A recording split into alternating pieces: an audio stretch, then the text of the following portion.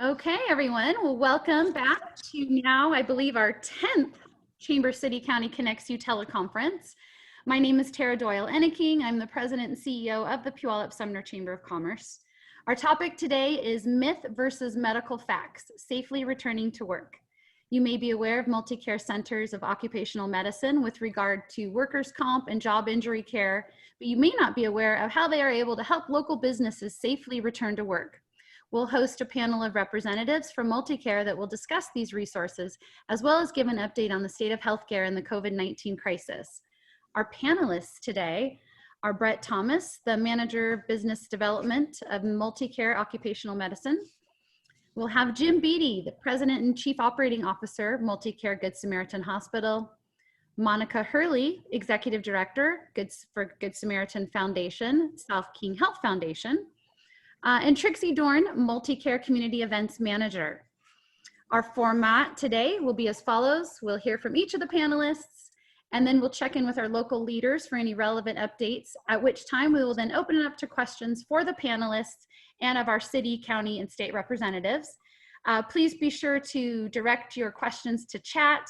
We'll monitor that. If you prefer to email in, that email is admin@puyallupsumnerchamber.com. Or feel free to use the hand raising feature on Zoom if you like. We'll pay attention to that as well. So without further ado, I'd like to turn it over to Brett Thomas.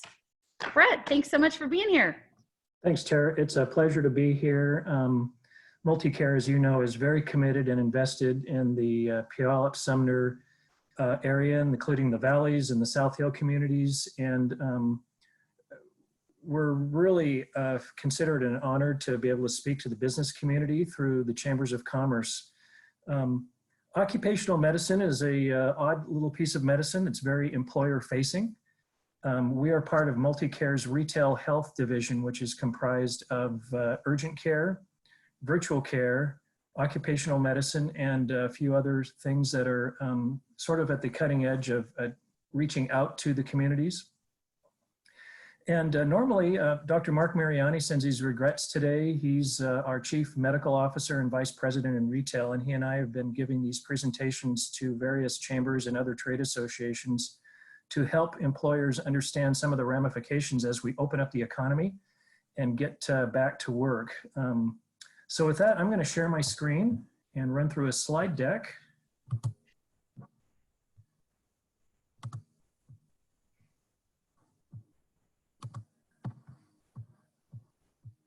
Is that visible? Yes. Okay, you see a couple thumbs up, that's good. Right, so myths versus medical facts. And you know, there's been so much noise surrounding COVID-19 that it's really hard to discern some of the facts versus the myths. And what we want to do today is just give you the take through the lens of a healthcare organization, and in particular, the part of our organization that deals with employers and the workplace.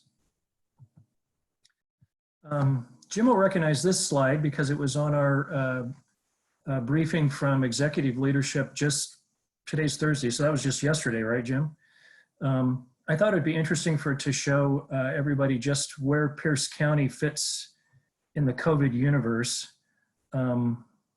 We've got about 9% of the, excuse me, I've got to change the way I'm seeing all you so that I can see my slides better. There we go. 9% of the confirmed cases and about 6% of the deaths in the state. This is a great shot. This is from the Department of Health's COVID-19 dashboard. It's really easy to find. Just Google the Washington Department of State COVID dashboard and you'll find this. I grabbed this just this morning. The data says that it's current as of May 19, which is yesterday at noon. And you can see where Washington fits in, and more particularly, you can see where the various counties have hot spots, I guess you could call them, or concentrations of cases.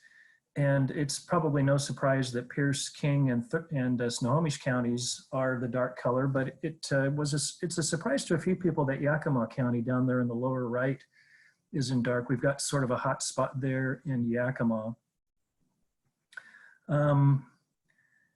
I just want to point out that we are looking better in COVID-19, I think is the opinion of all of us at MultiCare, but we're not out of the woods yet. As an example of that, the slide I just pulled up one slide ago, the data is just a day or two older, and the death count in Washington there was 1,002, and in this one it's 1,037, so that's 35 more deaths in the matter of a couple days. We're not out of the woods, but it's looking good. And I think that's one of the reasons why we're really focused on helping employers plan around how to reopen their businesses safely. Or maybe you've been open, but you're doing what all of us are doing and working remotely, and it's not return to work, but it's return to the office, right? Is one of the reasons why we're engaging with employers on this basis. A little bit about what occupational medicine has been doing. I think everybody knows that healthcare has been from the get-go designated an essential business. That makes sense. Although inside of healthcare, you've also heard that we've been determining which of our services and care lines can be put off or non-essential. And you've heard a lot about non-essential surgeries and that sort of thing being put off until very recently, now that we're starting to ramp those back up again. Early on in the process, occupational medicine made the determination that we are essential services because we play a critical role in employment. And even during the shutdown, we wanted to make sure that we were there to support the businesses that could stay open, and whoever was working, we wanted to make sure that we were playing our part to keep people open. So we've been doing a lot of outreach to employers. Some of you might have seen the updates. There's a little snippet from our regular employer update that we send out every week to every other week, sometimes twice a week, depending on how fast things are changing, to let people know how that's affecting our services and what's going on in the marketplace that is relevant to employers. So that's been very busy. There's been a few services that we've had to stop temporarily, mainly because all of our PPE was being devoted to the inpatient environment where it was needed on a very critical basis. For example, one of the things we do in our clinics is drug and alcohol testing, and part of that is breath alcohol, which involves somebody blowing into a tube that somebody else is holding in a really small room. Well, in a pandemic that's based on droplet infection, you're not going to be doing that without a lot of PPE on, and there wasn't the PPE to spare for that, so we had to suspend it for a while until such time that the protective equipment became available at the outpatient level where we could put it to use and resume the service. One of the big things that's happened in workers' compensation has been the impact of virtual care. I think you could say that healthcare in general has been sort of toying around with virtual care for a while to greater and lesser degrees. COVID-19 accelerated that. It's become a big part of healthcare now.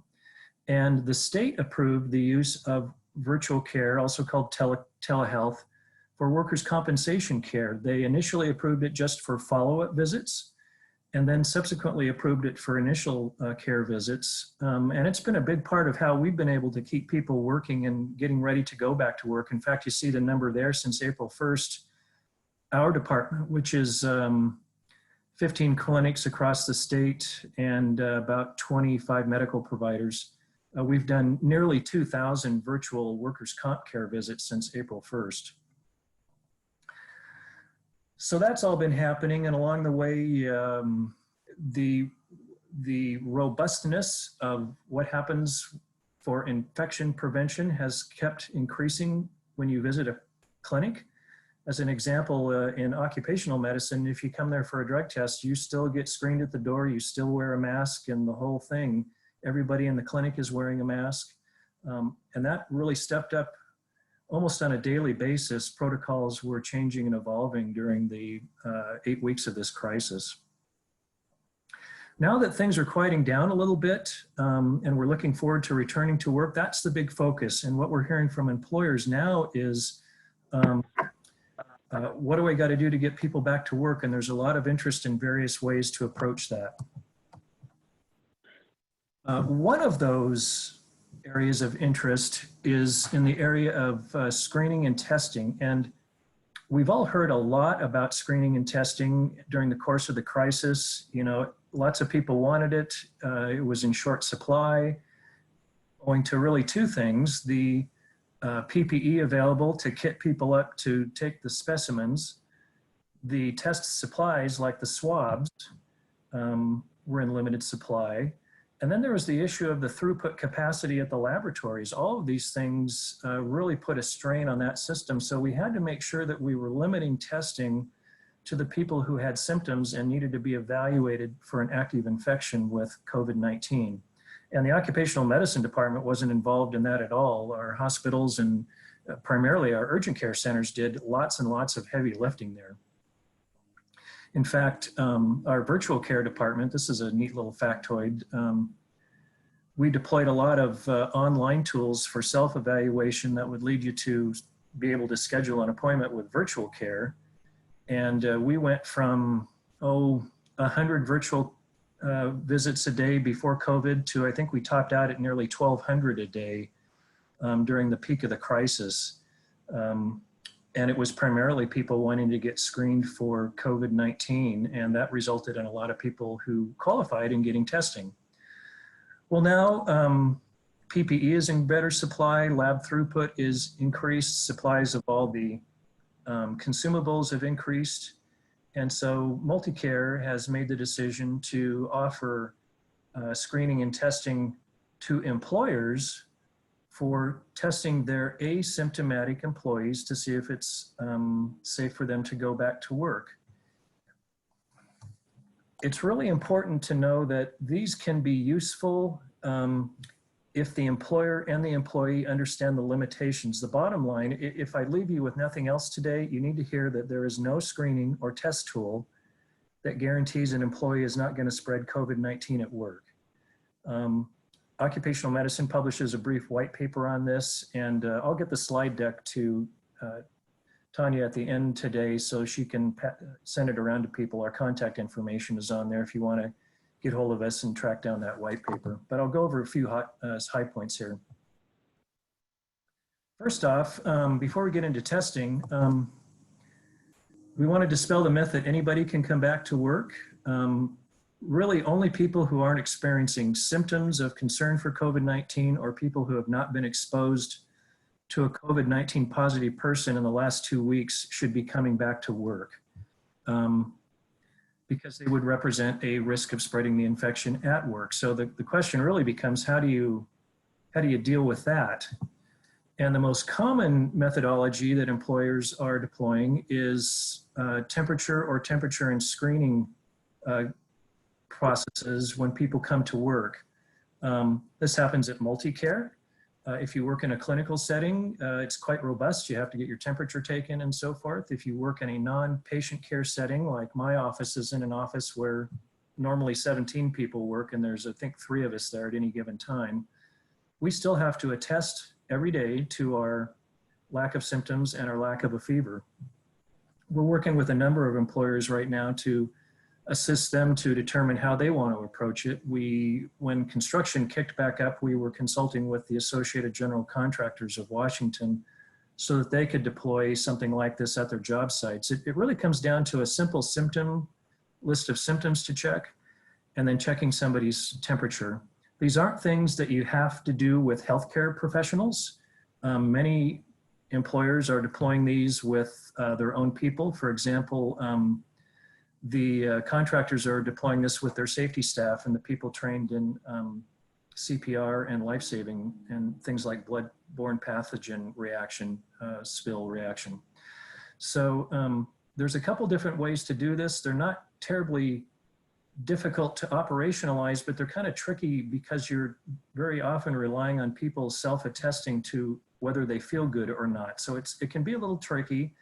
And I think we don't really know how this is all going to play out in employment law down the road. I haven't heard any, I'm not a lawyer and I don't play one on TV, and I haven't heard anything to this regard, but I think, I think there's probably some opportunity that these will be challenged at some point. I'm going to skip this one.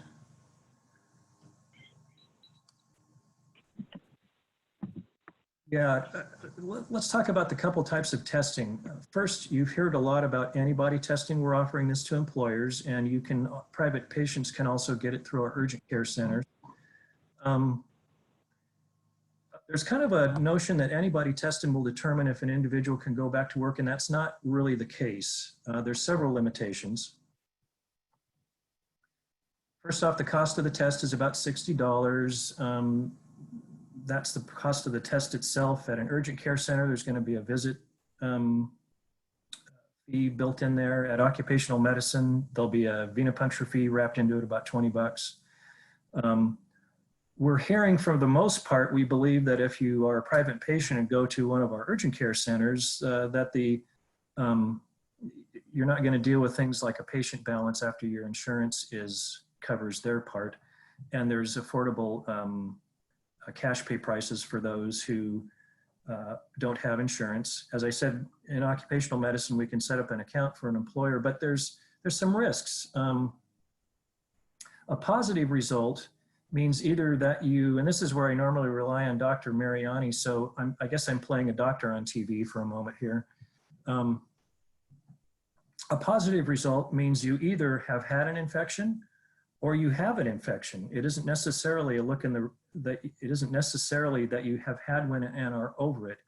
So we always say to people, if there's any concern that somebody might have an active infection, you need to get the swab PCR test, which is the one you see on television so often. A negative result can mean that you've never had the disease, or it can mean that you got exposed to it so early, so soon ago, that your body has not had time to build up immunity response and antibodies to it. And this is where we talk about a potential false negative involved.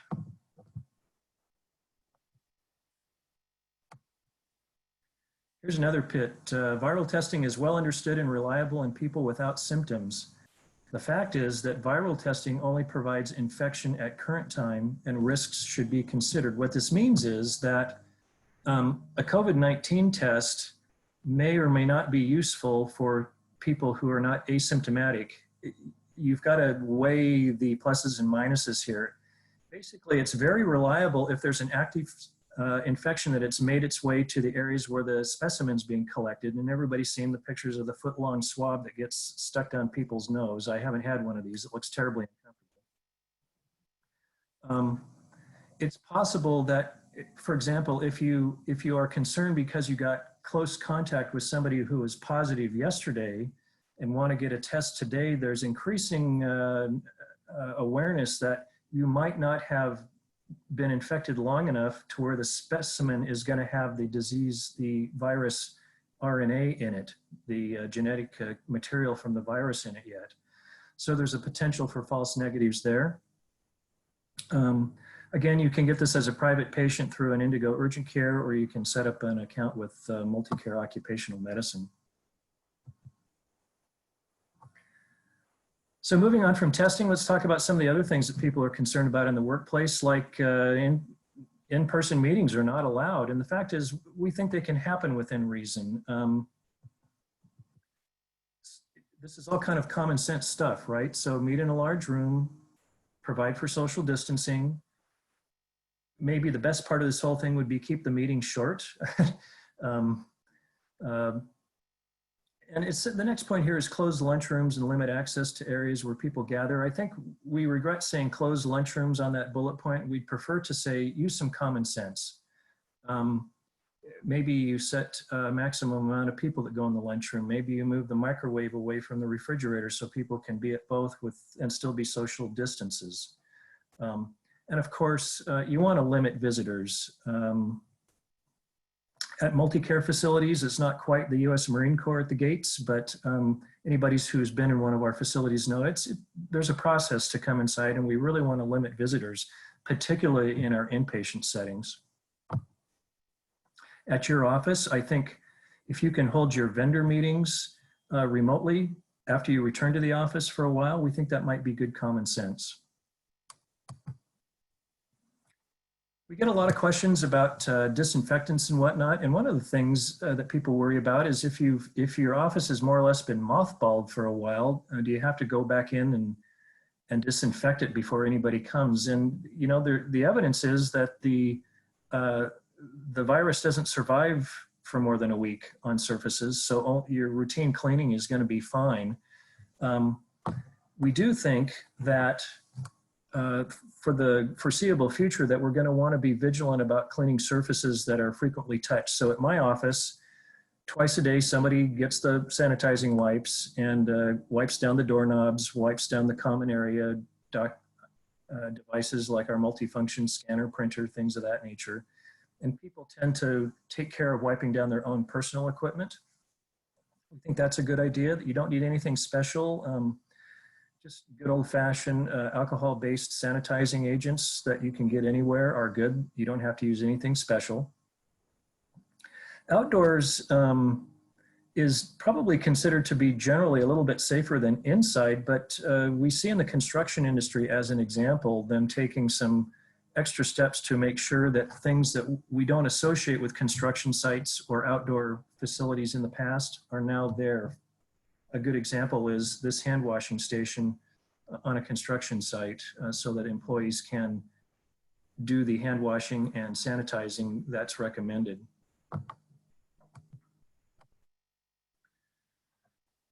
Boy, this is a big topic. Employees must wear face masks or face coverings at all times. You know, our opinion is you should wear face masks when working within 6 feet of each other or while in shared spaces like dense cubicle spaces.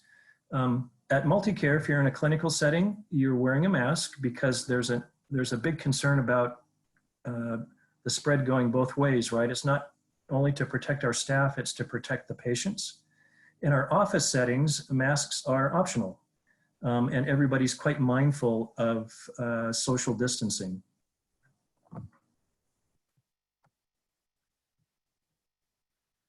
One of the things that's kind of important is being more careful about how PPE is taken on and taken off, donning and doffing.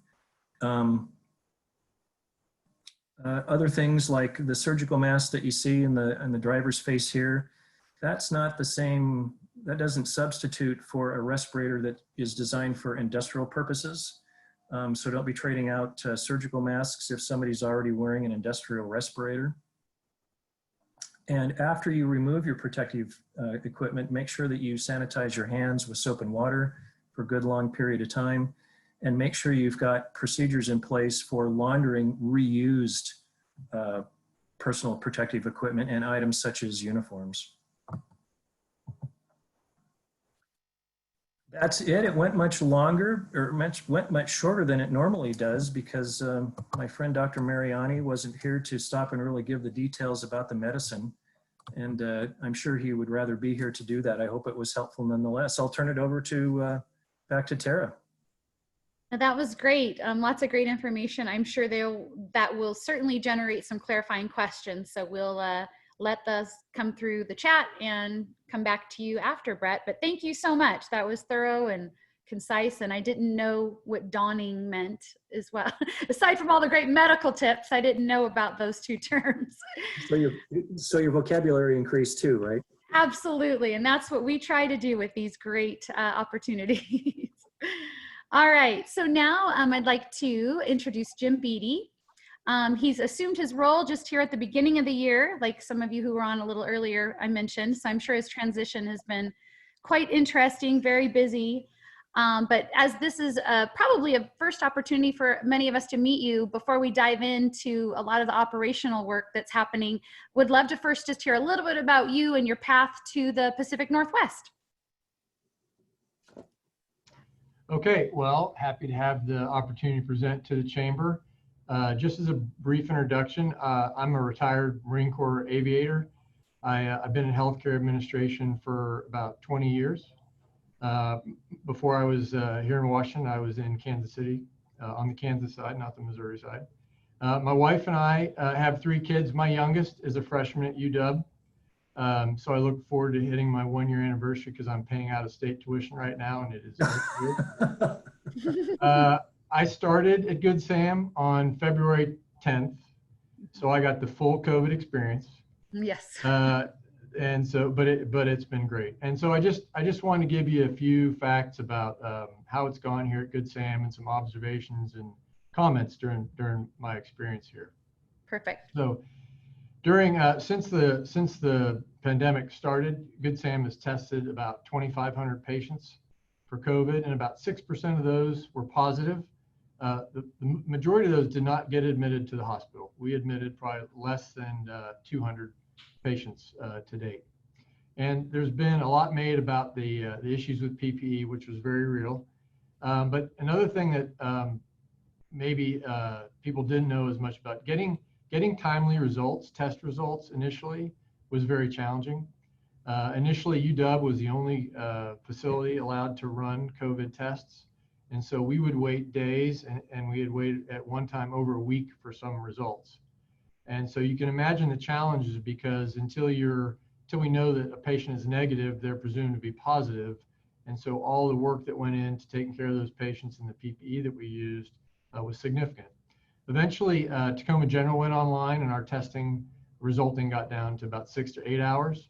And then recently, the Good Samaritan Foundation bought Good Sam an analyzer, and so our test result times are down to about 90 minutes from when we get the result to the lab to having that result, which is really significant, and that's just been a tremendous benefit, and we're very grateful to the foundation for that.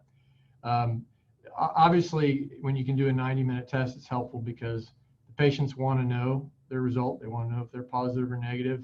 It helps reduce our staff exposure and usage of PPE.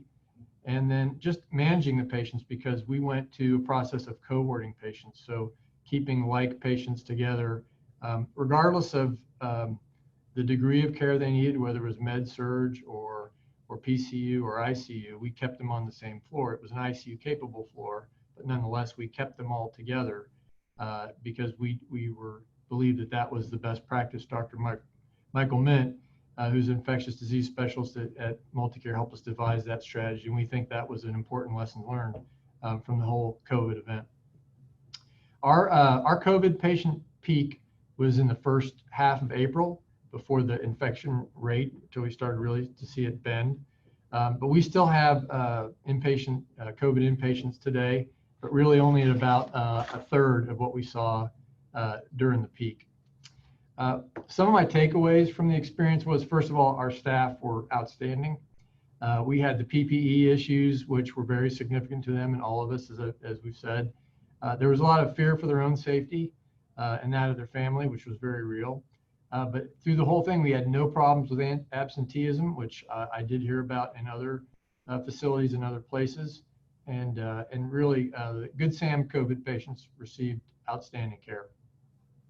Another thing was, it was really great for somebody that was new here, was the community support was really amazing. We had donations of personal protective equipment, including almost 40,000 comfort strips. The staff had to wear masks in certain scenarios that would tend to chafe their skin after a while, and they made these strips to help them get through that, which was really terrific. I think we got literally tons of food delivered to the hospital, which was fantastic. I have a very hungry group here, and it was much, much appreciated. Also, flowers, cards, just everything people did for us was tremendous. And maybe you know about, there were the first responders organized a parade here, which was just really terrific. It was a nice sunny day, and people came out to see them drive around the campus, and it was just really, really great. Some changes or different ways to approach things in healthcare as a result of COVID. I think Brett talked earlier about virtual visits. And if I remember the numbers, I think as a system in February, we had about 350 virtual visits. In March, I believe it was about 8,300. And in April, somewhere around 50,000 or 60,000 virtual visits. Now, MultiCare did offer those for free as an incentive, but obviously it was really, really effective in helping us get in touch with patients and help them deal with COVID and other illnesses that they had. I think going forward that the ERs will be used more judiciously. We are seeing about 30% less patients than we would normally see or had seen in a year ago. at this same time of year. And I think that's partly out of fear, which I'll talk a little bit about at the end. But some of it is just as if the ER is not an appropriate use for some folks seeking healthcare. And I think that's kind of gotten sorted out a little bit. We'll see as time goes on. The importance of infection control is absolutely enforced for healthcare providers as well as the community. I think we, as an industry, we need to re-examine our visitation policies and procedures with regard to infection control. We're very restrictive right now, and I see us being less restrictive. But I think going forward, we really need to be smarter about that, so that we don't expose people and contribute to the spread of certain infections. And then the Good Sam, our staff, I can tell just in the time that I've been here and going through the experience that they are noticeably more comfortable treating COVID patients. And COVID patients are treated with what we call droplet precautions, which are standard and they're used for other diseases as well.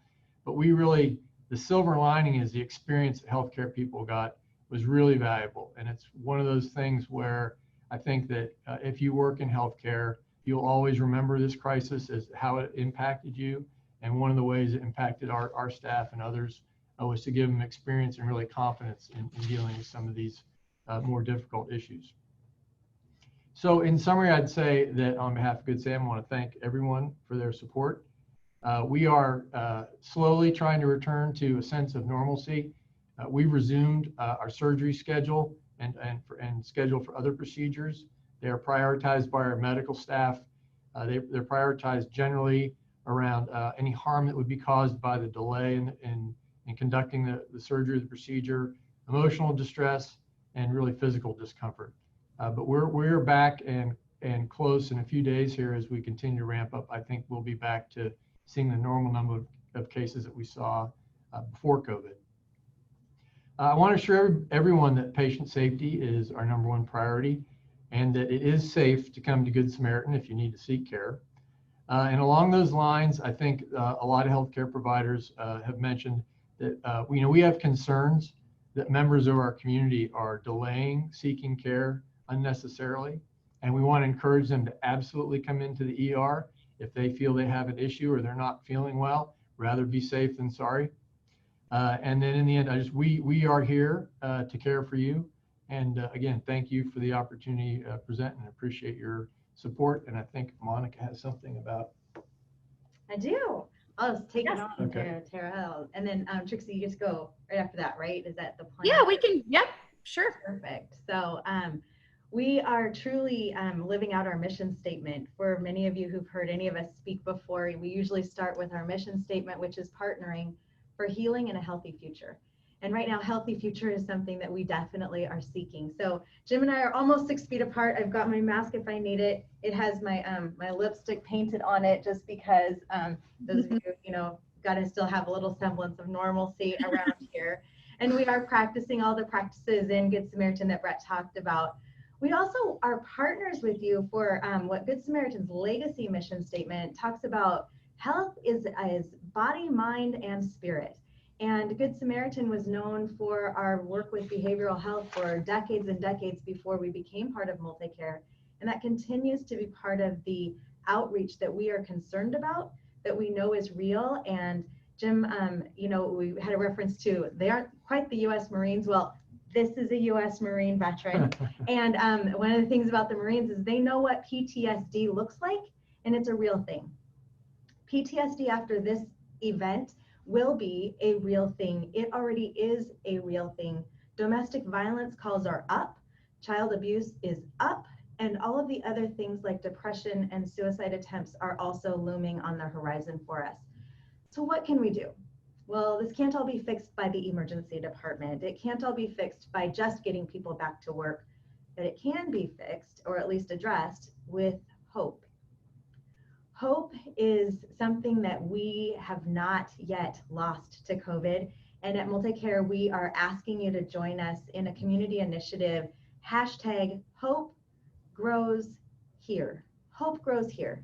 Flowers are in bloom right now. There should have been daffodil festivals. Instead, Lana sat home instead of setting up parades and the same thing around, I know.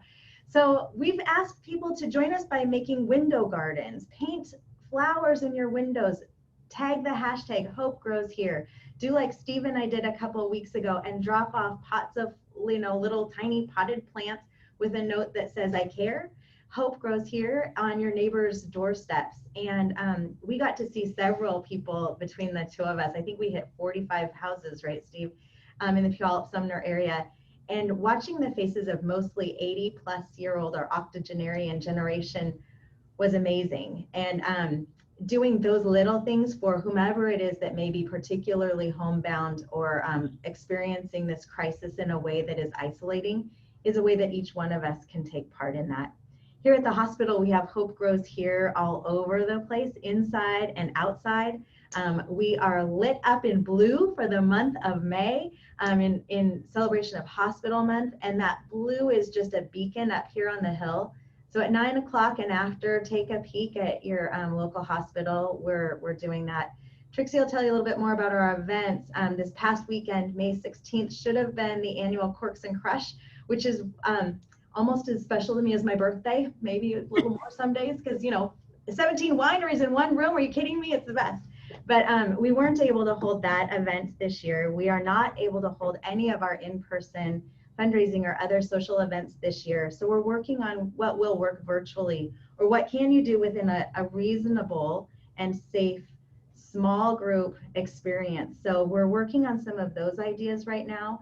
And as always, we're growing hope. And we invite you to join us in that way, in every way that you can think of. But those flowers, and particularly Flower Fridays, are kind of what we're promoting too. If you can just find two people that you could pick a little, rhododendron and stick it on their doorstep, it would be a little bit of a pick-me-up to a person or two, and hope will grow. So there's my hope. Trixie, I love it. I love it. No, thank you, Monica. I'm curious how your role has changed, being, as a foundation leader and raising funds, having your focus on events and other things like that, just day to day. I love this Hope Grows Here. What other ways has your role changed right now?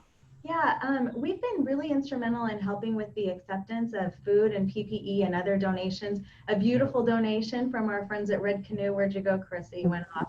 They donated some hand lotion for our nurses who are, during Nurses Week, who are washing their hands exceptionally well, as they always do, but it was a nice token to appreciate that. Thank you for that. Other ways that we're just accepting contributions now, but really we're also looking for help with our COVID response fund. And I had a chance to speak with the Wranglers, with other chambers, with some of the Rotary clubs, and invite people to consider. The foundation, quote unquote, purchased the COVID machinery that came in, is now testing. But that wasn't an entity called the foundation. That was people like you and your friends and neighbors and other businesses who contribute through the bridge called the Good Samaritan Foundation. So we're asking people to continue to remember us as a foundation. Steve is our major gift officer specifically for Good Sam, and he and I are doing everything we can to be as present with our leaders and also individually too. So we're grateful to be included. A couple area businesses have done little fundraisers for us. You drive through and pick up your food, you can round up, and then that donation can come to help us do the next phase. I see there's a question that we'll get to, but as the phases change, so will the needs, and we don't have a full understanding in a crystal ball to know what will be next. So our funds are really necessary right now to help us be able to respond in the moment. The Good Samaritan piece of COVID equipment came this quickly because we had that funding available.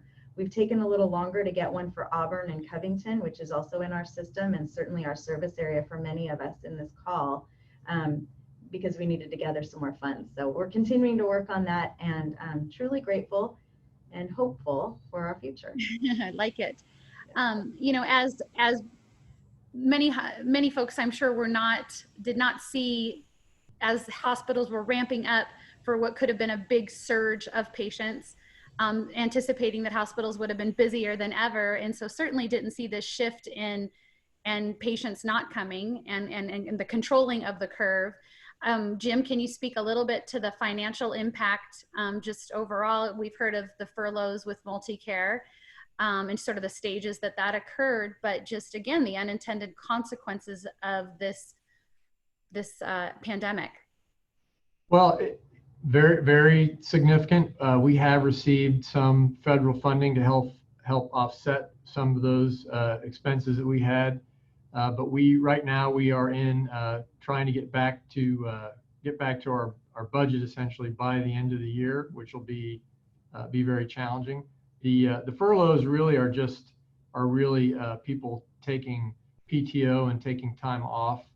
That is instead of letting people go, if you run a business, you know that you accrue the time that you owe them for vacation. And so one of the things that happened was that kind of helps with the furloughing is nobody went on vacation for a while, and now they really need to go on vacation.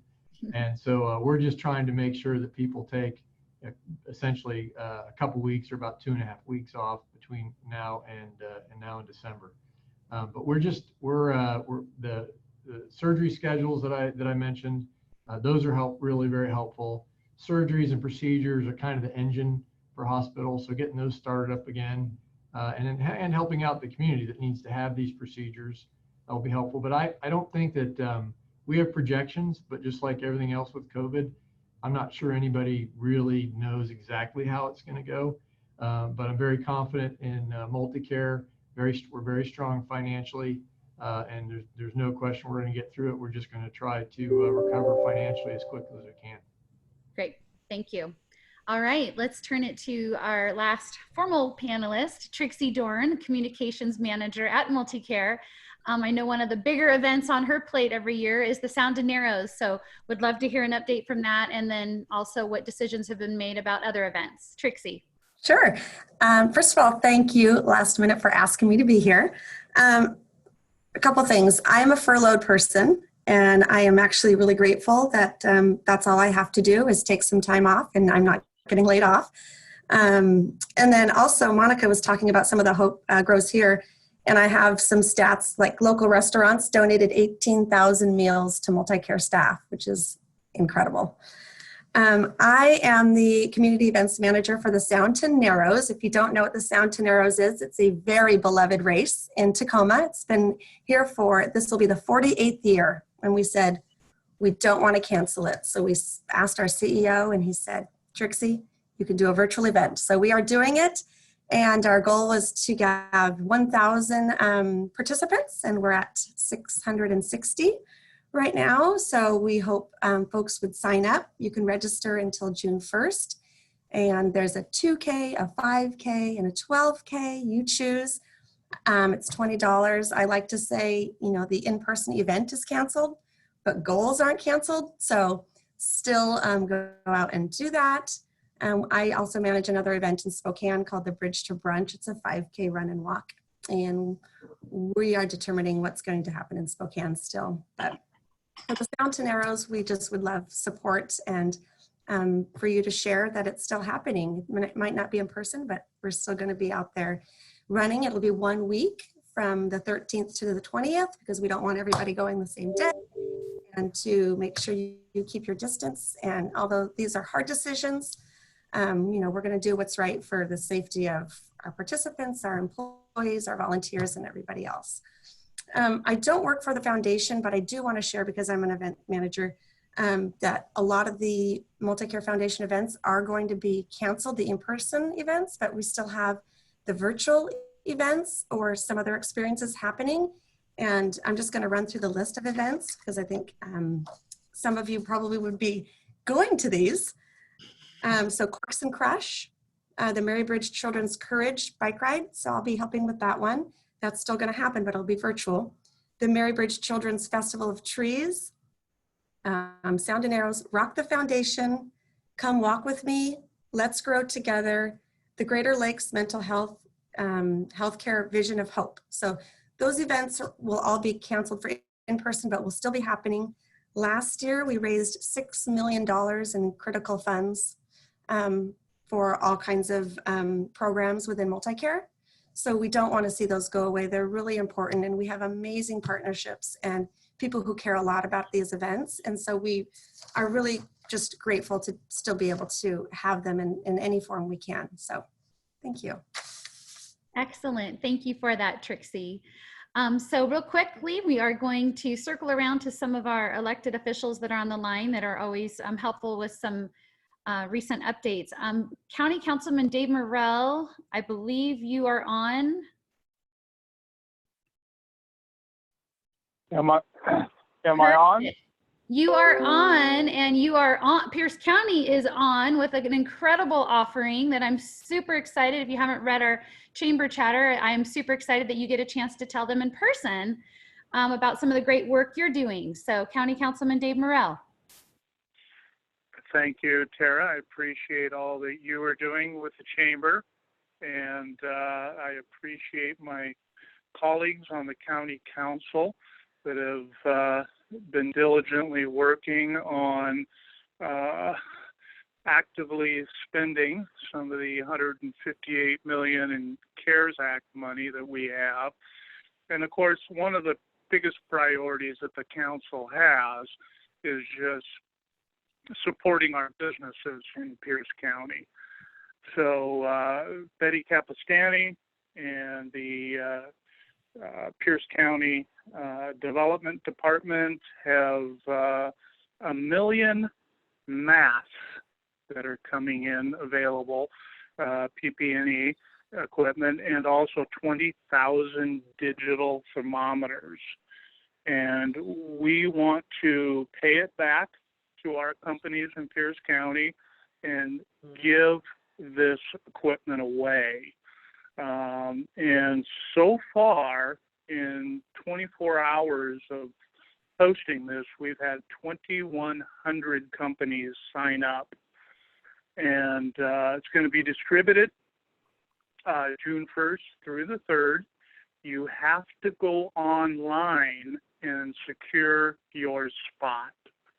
And Tara, can you post that website, or do you want me just to give it out? Yeah, you can verbally say it. I think Lori's always on it, so I'm sure if she hasn't already, she will. We have posted it through Chamber Chatter yesterday as well, and social media, so I'm sure we're a good part of those 2,100 folks that are taking advantage of it. Yes, and it's very important that you go online and fill out the form and secure your spot. And we're going to set up distribution points throughout Pierce County between June 1st and June 3rd. So that way we can get these supplies to our small businesses that are going to be starting up or have started up and just needs PP&E equipment to get them through. And there again, it's our chance to say thank you for all the times that small business has been there to support numerous organizations within the county, and the county in particular. We really appreciate it. You're a priority, and we continue to support and do what we can to make sure our small businesses are taken care of. So that's the message going forward. And I look forward to participating in passing out this equipment, and yeah, look forward to reopening Pierce County in the near future, I hope. Awesome. Well, that certainly puts a great echo on the Hope Lives Here campaign. So that's fantastic news. Thank you. Do we also, let's hear from some of our cities. Ryan, Windish, Lana, do you have an update today? I do have an update. Thank you, Tara. A great presentation on the kind of the behind the scenes, I would say, of what's been happening at Good Sam. And I also love the message, Hope Grows Here. The longer it goes on, the more you hear from, we've been hearing even from our downtown merchants that some that our own that are hearing it from their customers, just really kind of glad to be in a store and things feeling somewhat more normal. And then of course, business owners that are still shut down, and just the mental strain of this. I think we're all feeling it, of course, but some of us are being hit harder, feeling it harder than others. So I really like that campaign, Hope Grows Here. Kind of in line with that, Sumner has been working on a Open in Sumner coalition. And we call it a coalition because it not only includes the businesses, our downtown core businesses, but businesses beyond that and up into our industrial area, our restaurants, of course, plus some of our social services, including the school district. I guess that's not really a social service, but the school district, the food bank, Calvary Community Church. We're trying to include kind of a broader community in terms of let's celebrate being open where we can be, right? Essential businesses and things in phase, and then a real push for a virtual presence out there and social media. We have some hashtags that we've developed, experience Sumner, open in Sumner, we love Sumner, those kinds of things. So we are launching that now and excited to hopefully as the phase 2 opens up, that we are just continuing to kind of ramp this up with a promotion. So anybody on the call that wants to be part of that, I will post the, or maybe Lana could do it. Actually, Lana's really good at this. She post our coalition page on the chat, and then there's an Open in Sumner graphic and some overlays for Instagram posts and that kind of thing. So anyway, we are charging forward, and I'm really excited about it. Awesome. Thank you. Councilwoman Jacobson or Meredith Neal from the city of Puyallup. Hi, I'll jump in. Thanks. It was nice to meet Jim and hear from the MultiCare folks. I appreciate all that information as always. Thanks to the Chamber folks for putting it together. Just on our last council meeting, we were able to show that we value our investors and stakeholders who are builders, and we were able to defer impact fees for new construction until the certificate of occupancy, which gives them some breathing room. So we're very pleased with that, and Puyallup kind of led the way on that. So, obviously staff put that together for us, and also staff had a hand in talking to the school district, who also agreed to waive their impact fees. So it was just a win. That was exciting to do that, because some of them have just been decimated, by having to wait so long to get back into action. So we did that, and that's my big news from Puyallup. Thank you. That's big news. Thank you. Really happy to hear that. And Meredith, did you have anything to add? Yeah, can you hear me okay? Yeah. Great. So 2 quick things. Councilmember Jacobson already talked about the great actions that our council took recently. As part of the things that we're doing in our permitting department right now, our director of planning and permitting is planning on retiring soon. And so we are going to be hiring a new director of permitting and development services. And that job posting is up now on our website. If you know of any great candidates, we would love to hear from them. This is going to be somebody who is going to help with bringing in our new electronic permitting software and continue to build on some of the initiatives that we've started around really streamlining our permitting process and being developer friendly. And then the other thing is that Pierce County is doing their fantastic work with distributing the PPE, the 1 million masks and 20,000 thermometers.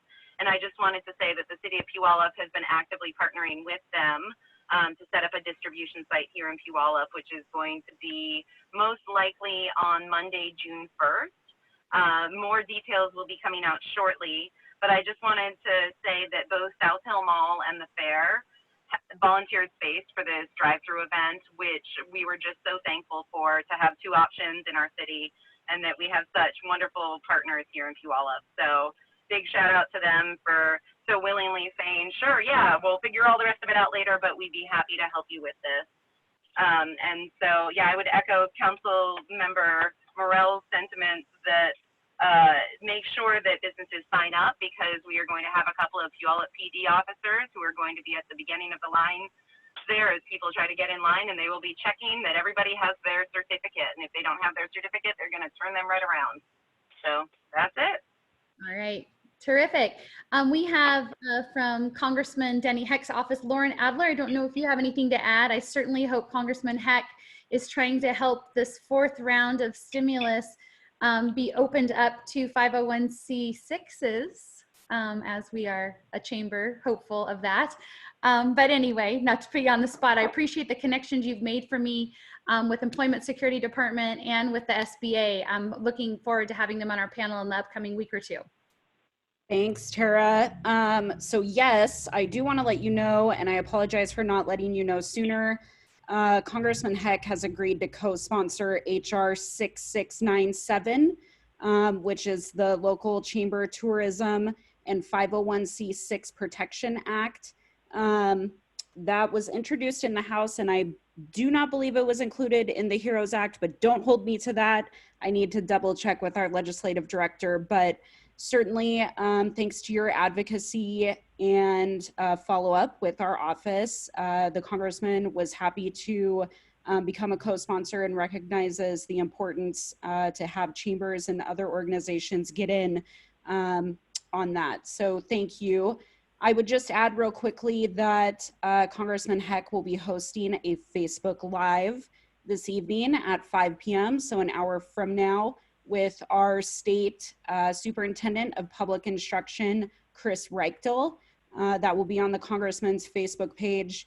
I know a lot of people are wondering if schools will look like the traditional school setting this fall. And so tune in, hear the updates straight from the superintendent, and feel free to ask your questions. As always, thank you, Tara. Thank you. That's great. I'm going to cruise through a couple of these questions. Some came privately, some came to everyone, but I want to make sure our panelists get an opportunity to answer them. Here we are at 4 p.m., so sorry for the few minutes over.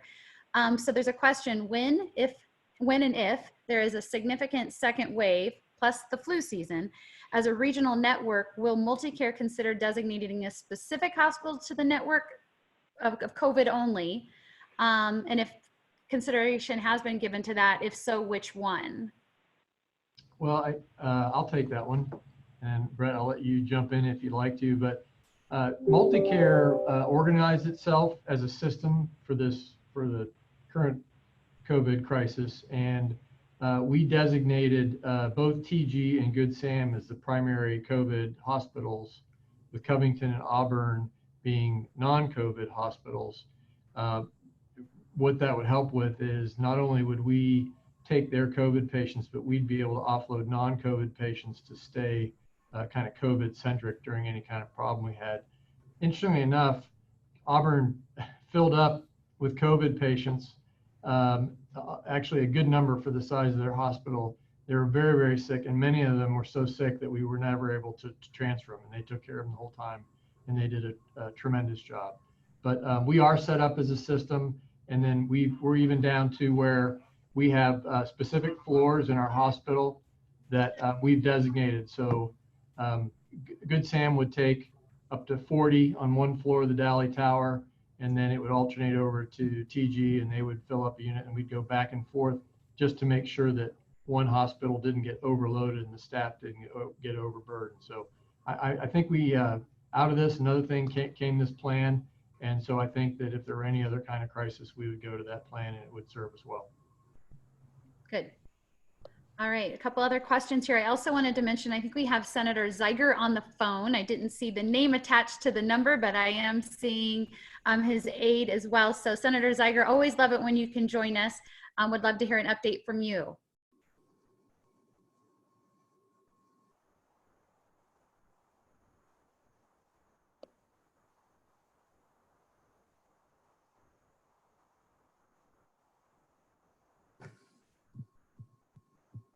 Hello?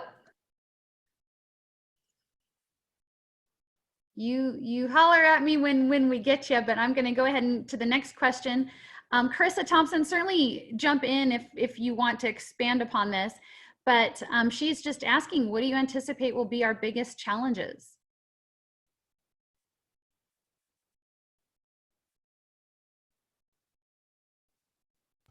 And Carissa, are you asking that from the business standpoint of just going? Yeah, from maybe the medical standpoint. So for example, staff members coming back to work. A lot of them might have some concerns about health issues or health situations. If not that, if they have different requirements for people and their customers potentially wearing masks, what may be the best way to kind of communicate that without, you know, hearing aggression back. I don't know if any of you have heard of any ways to overcome it or thought of any of that as some of these things have rolled out. So just curious from a business standpoint. Yeah, I can comment on that. I think you're spot on that whole issue is going to be the biggest challenge as we restart the economy, particularly in consumer-facing industries, right? Where you're dealing not just with your own employees, but with the public coming to see you. It's going to be an enormous challenge. And we think it's also the approach that's going to be best is going to tend to be very industry specific. And one of the things we've seen in several industries is your trade association might have some guidance that is tailored to your type of business. If you belong to a trade association, we'd encourage you to reach out to them. Lots of them are publishing on their website and whatnot. It's not going to be one size fits all, is it? In the healthcare setting, Jim will tell you that we've seen some pushback. I don't know if it's the same in the inpatient environment, but in outpatient world, we're seeing some pushback about things like masks and things of that nature. And it's going to be challenging as we restart the economy. And unfortunately, I think, to quote an expression that we've been using in the retail health division as we react to all this, is we're going to end up building the airplane as we fly it. I don't know. That's my take. Also from Michelle Strom, she's thanking all of the speakers for being here today. It's very insightful information. And this is the $1 million question, I'm sure, for all of us. Do you anticipate phase 2 will begin on time, kind of that June 1st timeframe? I don't know about Jim, but my crystal ball, I left it at the office. So maybe he's got his in his office. I don't know. I thought you stole mine. I think I think anybody that comes out and gives a set of dates is guessing, maybe a good educated. Yep. But I think when we looked at, and again, this from Dr. Mint, who is our infectious disease person at MultiCare, if you look at any pattern of pandemics, there is a decline, and then you'll have a bump up. It's not as big as the initial bump, and then it will go down again. And probably in this scenario, that is probably when the social distancing decreases and people start to get over their cabin fever. There might be a little more bump. COVID's not going to go away. It's not going to go. It's something we will have to treat all the time. Probably as when we get flu season again early next year, it'll ramp up again. But I think most people believe that later in the year we'll get another bump. But that's what it'll be. I just don't think there's any way anybody can be really exact about when that's going to be. And it could be different in different parts of the country because the different states seem to have different policies as to when they're willing to open businesses and things up. I'll just tag on to Jim there that one of the things in our crystal balls that we do have is that each one of you has control over this, at least a piece of it. Because if you and your businesses and your friends and your family and your neighbors get really used to using these, and where's that Clorox wipe over there and all of the hand sanitizers, the better that we all get about the consistency and quality of doing that correctly. That's how we'll clear up that proverbial crystal ball a little bit. And that, you know, when we're doing the things that we need to do, don't touch your face. Charge $0.25 for everybody on every Zoom call that's touching their face. So, you know, then that's how we're going to make this thing more predictable. Yeah, I know. Tara, I think you're up to $1.50. Yeah. It's a cup of coffee when we're ready. Yeah. Yeah, you know, the other thing that I think we have to be mindful of in terms of the phasing is there's medicine and then there's politics. And there's tremendous pressures on elected officials, as the people in the room here will testify to. And it's, I think in Washington, we are benefiting from everybody doing the best job they think they can. But there's a lot of moving parts, and a big important part of it is medicine and science, but there's more moving parts to it than that. And so whatever happens, I think it's been said, and I think it's perfect, that we all just need to do the part that we can to make sure that we're taking care of our business, our friends, our family, and being sensitive to the fact that people are going to be scared. You know, one of the parts of my life that I learned an awful lot about is when I was a skydiving instructor. I don't know if you remember when the jump center was down at Kapowsin in Southeast Pierce County, but I was one of the jump instructors there. And helping people learn how to do things when they're scared stiff, it's a different thing. I'm sure Jim remembers this from his days of service, right? Things are different when people are scared, and people are going to remain scared for a while about this, and they're going to be scared about their jobs. They're going to be scared about their health. They're going to be scared about all kinds of things. And as business people, we just need to be mindful of that, and perhaps spend a little extra energy investing in how our radar gets tuned up to detect that when it's in front of us, and do our best to help the other person. Well said. I also appreciate the comment from Congressman Heck's office. Lauren Adler is reminding us what Congressman Heck often says, especially in these times: those who live by the crystal ball are condemned to eating glass. Can't we just hear it? That's perfect. I see Senator Zeiger. I see you now. That's much more helpful when I can see you. I track that a little better. So thanks again for being here, but would love to hear words from you. Well, thanks, Tara, and sorry I'm late to this. I was on a call with the governor's chief of staff and the head of the Employment Security Department a bit ago, along with other state senators, and you know, very concerning, the kind of issues that the Employment Security Department are dealing with. I don't blame them. I mean, it would be a difficult task for anybody to have to sort out the number of unemployment claims that they're facing. But it's made it very difficult for us trying to deal with the requests that we're getting in legislative offices. Every legislator is getting requests from folks who are just unable to get through to the Employment Security Department. And we're trying to make contacts there, but it's been very difficult for them to process that and to be as responsive as everybody would like to be. So they're dealing with that, trying to address the backlog there, as well as the fraud cases that are increasing, and that's also very concerning. They say that they are going after that aggressively, and they didn't go into all the details about how they're doing that because they don't want to give away secrets that could help some of the fraudsters who are out there, but they are dealing with that. Let me just mention a couple things about the outlook for legislators. Number one, we will get a revenue forecast in the month of June, and I would expect that at some point later this year, we will end up in a special session of the legislature to deal with the budget impacts on the state, and they are going to be severe.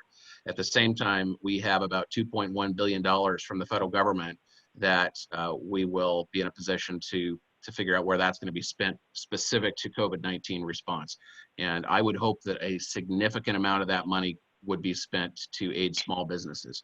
There is not a legislative plan for that at this point, but as plans come together, I hope that small businesses are at the top of the list when it comes to our state's response. Finally, you know, as we have a say in things, most of kind of what's been happening is done by the governor up to this point. But as the legislature begins to have more of a say, you know, I think we need to be prepared for that second wave that was just mentioned, and prepared to do it in a way that we don't have to shut down our economy the next time, the next wave that we experience. And I think we've learned so many lessons from the current experience.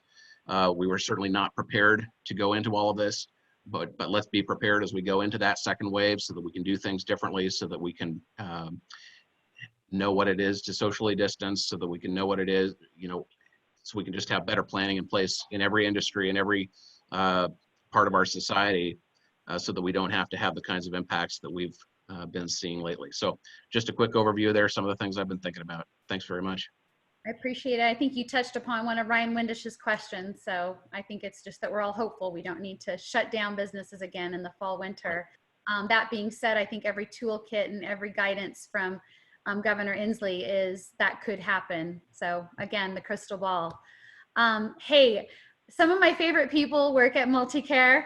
One of them is on the line now, as many of you know. But honestly, what a fantastic organization, first class, such a supporter always of the Chamber. So it was a real pleasure to have you on today. You're a delightful group, if I may say so. Thank you all for tuning in today. It was always, as always, great to see all of you. And we look forward to seeing you next Thursday.